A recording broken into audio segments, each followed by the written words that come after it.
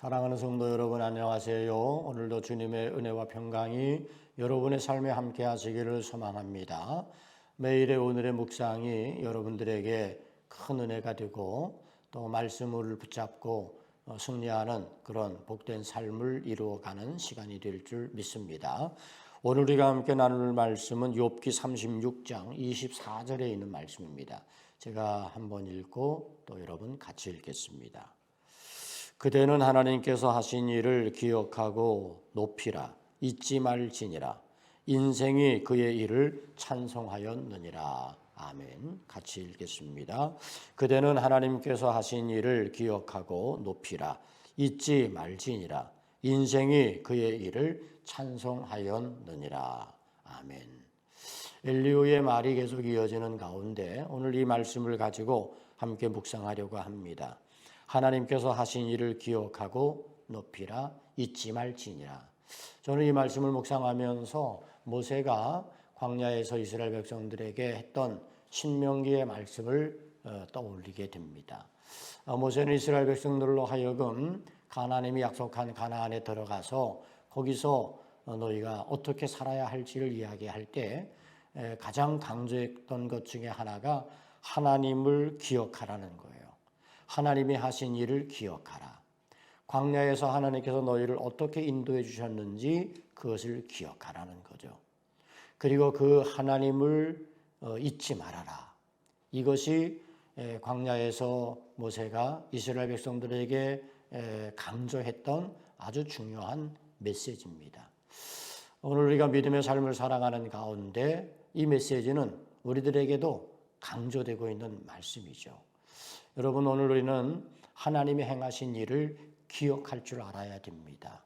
지난날 내가 예수 그리스도를 믿고 구원받은 하나님의 백성으로 살아가는 동안 하나님께서 나를 어떻게 행하셨는지, 나의 삶에 어떤 하나님이셨는지, 그래서 그 하나님의 은혜를 기억하는 거죠. 그 하나님의 행하신 일들을 기억하는 거죠.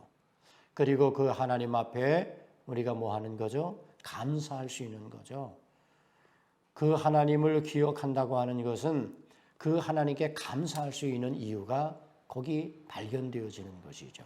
그래서 하나님을 섬기는 사람들은 하나님을 기억할 때, 하나님이 행하신 일을 잊지 않을 때 나올 수 있는 고백, 그게 하나님 감사합니다 입니다. 지난날 하나님의 은혜를 기억한다면 오늘의 삶도 우리는 하나님의 은혜를 기대하며 살아갈 수 있는 것 아니겠어요?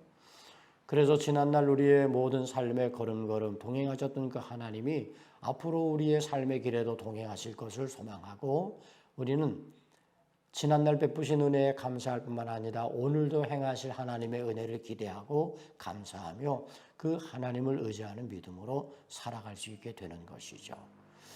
오늘 엘리후의 이야기, 저는 이 이야기가 마치 모세가 이스라엘 백성들에게 주었던 말씀처럼 그렇게 기억이 되어집니다. 사랑하는 성도 여러분, 하나님이 여러분들을 향하여 행하셨던 그 귀하고 복된 일들을 잊지 마시기 바랍니다. 꼭 기억하시기 바랍니다.